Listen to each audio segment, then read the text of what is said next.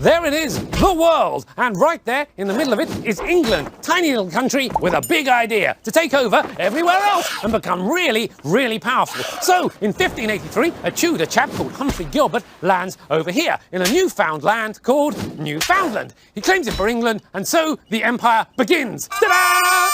Sadly, he doesn't leave anyone there to look after it, and then he dies on the way home. So all in all, it's not a brilliant trip. But England tries again. In Stuart times, back across the Atlantic they go, and this time they claim Canada and the Caribbean, and most importantly, the east coast of America, which means we finally have a British Empire, and everything's going awfully, awfully well.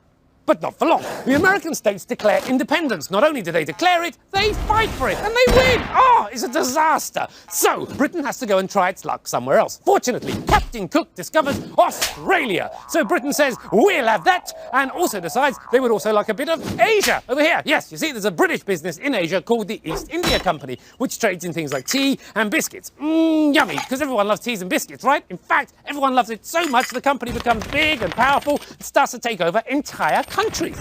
Plus, Britain wins the Napoleonic Wars against the French Empire, and they nab more countries off of them. But wait a minute, it seems the Indian people don't like being ruled by a tea company, and who can blame them? They decide to rebel. The British Army, however, crushes the rebellion, and Queen Victoria takes over the country as Indian Empress, which don't impress the Indians. Ha ha! Meanwhile, over here, it seems that the Dutch won't share South Africa. Naughty, naughty. So Britain has a couple of wars down there, the Boer Wars, and gobbles up a few more countries along the way. In fact, by the time World War I breaks out, a third of all Africans are ruled by the British. And what's Britain's prize for winning the war? A load more countries, of course. I mean, just look at it all. A third of the planet run by one tiny island. But not for long. First to go are Australia and Canada and Egypt. They demand to be recognised as equal countries, so they're out of the empire. And then the World War II happens. Britain wins, but we're completely broke. Boo! And you can't run an empire without money, especially when the people don't want you there in the first place. So India leaves, and everywhere else isn't far behind. 1948, an island goes. See ya, island. And then it's Sudan. Bye, Sudan. And then it's Cyprus and South Africa and Zanzibar and Malta, then Singapore, then Fiji, then Hong Kong, then the screen goes dead, and then the cat's put out, then the phone's unplugged, the lights go off, the milk gets cancelled, the gas is disconnected, and I have to hand back to Sam. Back to you, Sam. Thanks, Bob. Pemberontakan India 1857 atau dikenali sebagai Dahagi India merupakan penentangan terhadap kuasa barat, iaitu British yang telah menjajah India pada abad ke-19. Perkataan Dahagi membawa maksud penentangan secara terbuka terhadap pihak Inggeris. Terdapat beberapa faktor yang tercetusnya Dahagi 1857, iaitu penghapusan amalan sugi dan tugil. Seterusnya, penghapusan amalan membunuh bagi perempuan, di mana amalan ini telah diamalkan oleh masyarakat Inggeris sejak turun-temurun. British juga mengenakan satu peringatan kepada akta perkahwinan bahagia.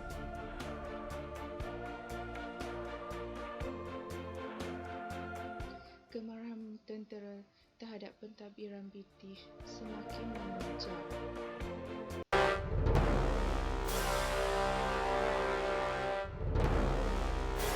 During the British Raj, there was unrest and discontent amongst the people of India. The Hindu soldiers protested against the addition of Gurkha, Sikh, and lower caste soldiers to their ranks. The use of animal grease on the cartridges of the newly introduced Enfield rifles was the last straw. While loading the rifles, soldiers had to bite off the end of the cartridges. It was made up of either pig or cow fat, which violated the religious sentiments of the Muslim and Hindu soldiers. In 1857, 3 regiments of the army refused to use the ammunition of the Enfield rifles and demanded that Bahadur Shah Zafar take over as the ruler of India and the head of the rebels. Mangal Pandey is one of the most famous figures of this uprising who attacked the British regiment. He was later arrested and hanged. This uprising came to be known as the Sepoy Mutiny or the Revolt of 1857. Namun, Dahagi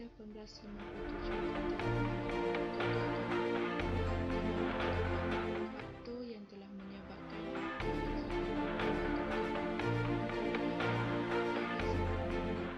pihak pemimpin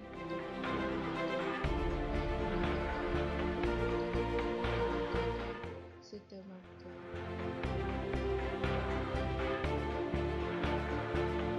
Namun menjelang tahun 1850, pihak British berjaya mengawal Dahagi dan tersebar ke seluruh benua India.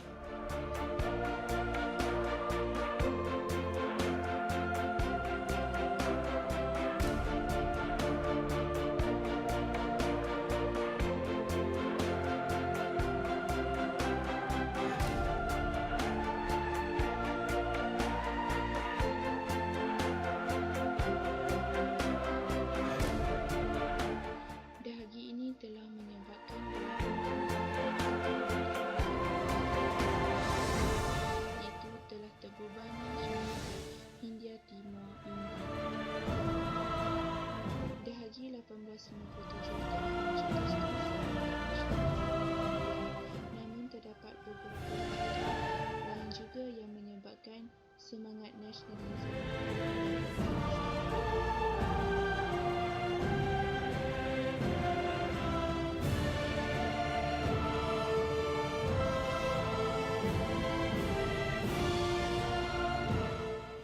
Pelbagai cara British menguasai India iaitu dengan penghapusan amalan tradisi, melancarkan serangan ke atas wilayah Punjab dan menyelesaikan beberapa masalah di India. Perasaan tidak puas hati Dahagi di mana balas dengan membunuh pihak British, mengambil pengalaman dan mengisytiharkan bahawa